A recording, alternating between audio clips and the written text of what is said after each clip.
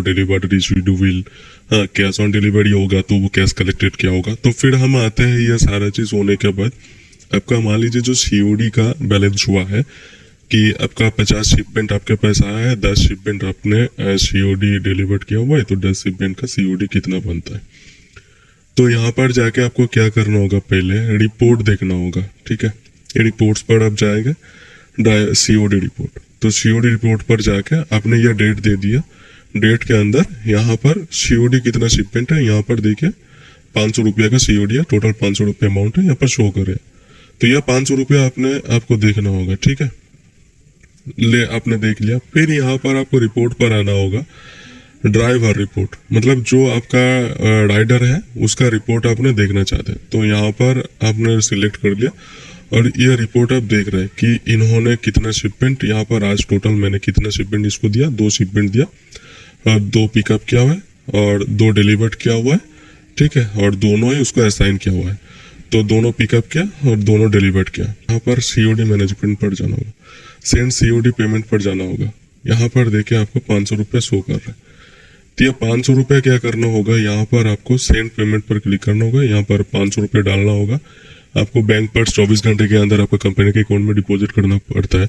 तो जब आप डिपॉजिट करेंगे वहाँ पर रेफरेंस नंबर मिलता है, तो बैंक से वो रेफरेंस नंबर आपने ले लिया, यहाँ पर वो रेफरेंस नंबर डाल दिया, रिमार्क्स डाल दिया, आपने डिपॉजिट किया हुआ है और फिर यहाँ पर आप अपडेट कर देंगे। फिर ये जब अपडेट कर देंगे आगे से ये अप्रूव होगा, ये सीओडी इनवॉइस लिस्ट यहाँ पर आपको दिखेगा।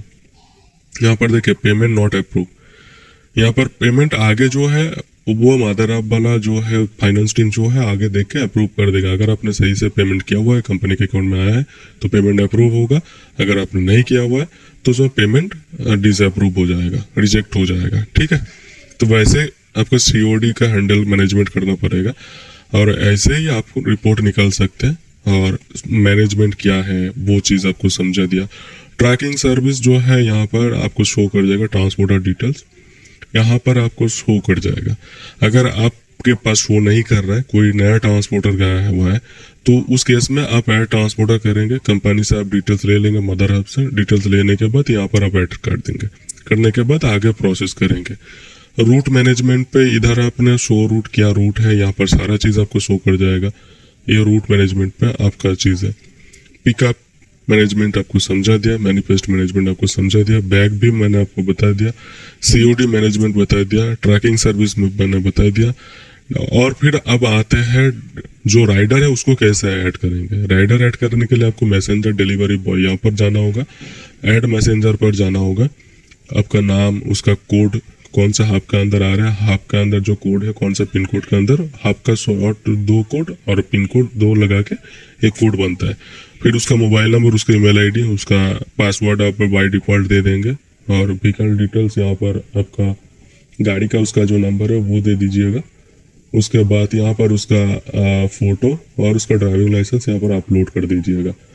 तो उसके बाद उसको अप्रूव हो जाएगा, फिर उसका आई कार्ड वगैरह कंपनी से उसको मिल जाएगा। फिर उसके बाद आप आगे की प्रोसेस, उसको असाइन करना है, पिकअप करवाना है, डिलीवर करवाना है या फिर ऑफिस में रह के काम करवाना है, वो आपके ऊपर डिपेंड करेगा। तो आशा करता हूँ पूरा चीज़ आपको समझ आ गया।